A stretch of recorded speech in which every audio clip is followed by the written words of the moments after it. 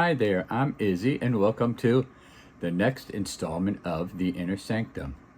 Today I will be reviewing and discussing Fade to Black, a 1980 feature starring Dennis Christopher after he did the famous movie Breaking Away.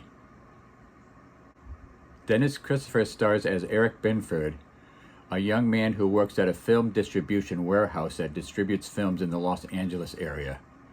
Nobody in the place he works at likes him, and he is the lowest person on the rung of the ladder.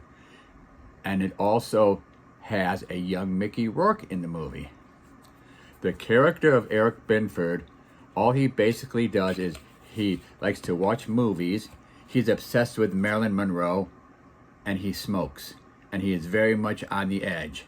And when he is finally brought over the edge, he starts killing people. And when he does it. Like, for instance, his first kill is of his wheelchair-bound aunt. He pushed her down the stairs to her death, just like Richard Widmark did to somebody in Kiss of Death. And when he's doing it, he inhabits Richard Widmark's character and imitates him. And all the other deaths he does are basically done the same way, and he's a very unstable character. The movie is not that gruesome. The most gruesome thing is when some hooker he's chasing gets impaled by a fence post in her neck and dies, and him as Dracula tries drinking her blood. But it's not really that gruesome of an image. And Tim Thomerson is in the movie as a child psychologist, therapist type of character who is trying to help young people before they get too bad and have to end up in jail or prison. It's basically just a plot device to find out about Eric Binford and why and how he's doing his killings. But it could have been handled in a better way. The movie itself, for what it is not bad. It has a feel of a 1970s movie, even though it came out in 1980. And if you like old movies, I think you could really appreciate Dennis Christopher and the way he imitates all these characters. And his favorite character seems to be Cody Jarrett from White Heat, played by the great James Cagney. This movie originally appeared on Blu-ray by Vinegar Syndrome in 2020, and according to Blu-ray.com, it was a 4K scan of 35mm negative elements. It doesn't say what those elements are. A few frames, a few minutes, what? I don't know. But for the Blu-ray, it looked pretty good. Here for a 4K, well, it doesn't really look any better, I don't think. According to this release, which is done by Shout Factory, it's a newly restored 4K version. I don't know if that means because they added Dolby Vision or what, but I don't think it looks any better. Because, for instance, when you get a close-up of Eric, he's wearing a sweater over his t-shirt. And, well, you can't even see the fibers in the sweater. And even on a good to average 4K, you can usually see some fibers in the cloth of a shirt or whatever other clothing they're wearing. But here, sadly, nothing. The bonus features, well, I'm just going to show you what it says on the disc here.